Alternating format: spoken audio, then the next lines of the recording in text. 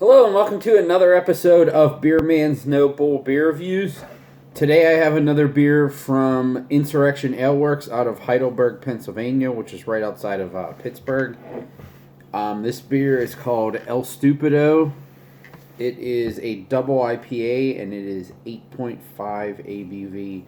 ABV. They do not list what hops are in this on the can, so I usually like to go in blind anyways. I think it's better to not have any preconceived notions.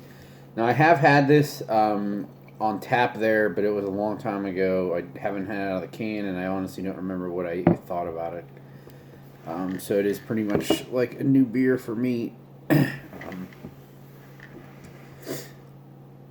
So as you can see, it pours a cloudy, darker golden to almost an orange color with a pretty thin white head.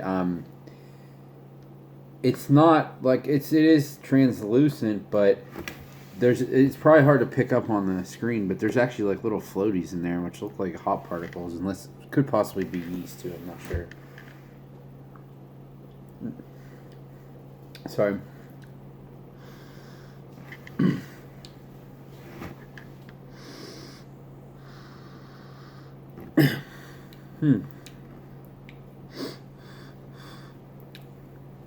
It smells really nice.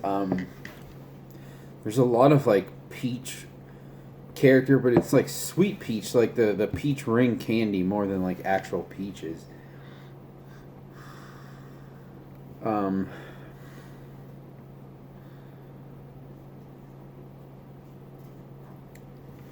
little bit of a herbal character, and I'm trying to think. There's something that this specifically reminds me of. Almost like candied oranges too.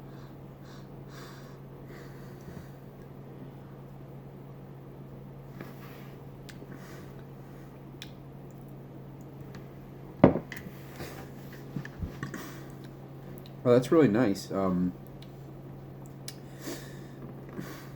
It definitely drinks like a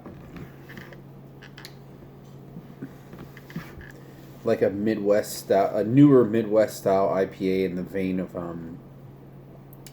like Surly and Fatheads, where it definitely does have like the newer, juicier hops. The bitterness is I would say a tad higher than most hazy IPAs, and it does have a little bit of a caramel malt in there, but it's still like only just there as a small backbone of the beer, and it's still letting the hops really shine.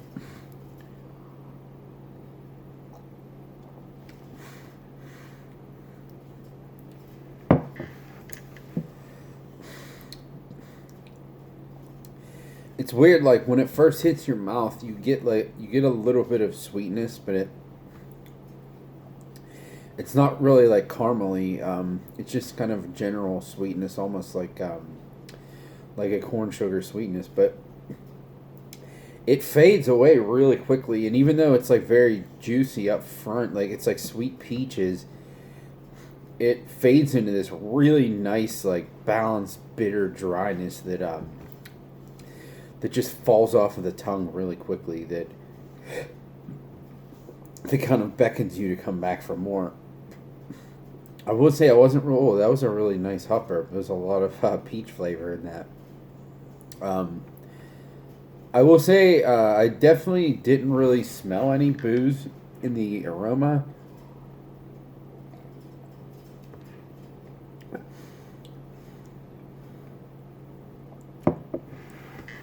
And I'm not really tasting any either. I am getting like a little bit of a burn on the back of the tongue, but sometimes that's hard to tell. It's not super bitter, so I don't think it's that. I think it is probably the alcohol, but sometimes it's hard for me to decipher between hop bitterness and alcohol burn. As long as if it's like super bitter, then it's definitely hop bitterness. But sometimes they seem to bend the line between the two.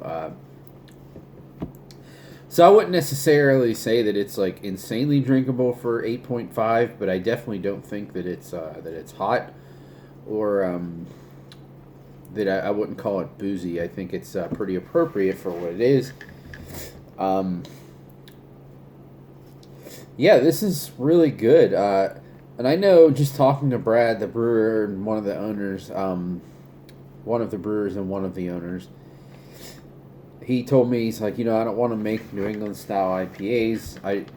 I just want to make Pittsburgh style IPAs, which really, he basically said that it really doesn't mean anything. It's just, I just want to make what's going to work for that beer. I'm not sticking to one particular style. And, I mean, you can see that in this because they've done some other stuff that was actually like really hazy, but this isn't much at all. I think he's kind of just taken the point of this is the hops I'm adding, and I'm not necessarily purposely filtering them out, but I'm also not purposely trying to make it like hazy as hell either. It just, the end product is the end product as long as it's a good quality, and I'm all for that. So, but this is definitely a nice break from the hazy stuff. It's one of the better non-hazy IPAs I've had in a little while. To be honest, it's really nice. I don't know that it's quite to that level, but it actually kind of reminds me of Hop Juju from this year. It's really similar. The hop profile, I'd say it's slightly less juicy, but also slightly less bitter, so it's kind of just like a little smaller in both directions. And it's not quite as crisp, but it's still really good and pretty similar. So I would definitely buy this again. Excuse me, I got this in a mixed pack from a friend, so I don't know exactly how much they cost, but I know his stuff generally runs a little cheaper than other places, which is cool.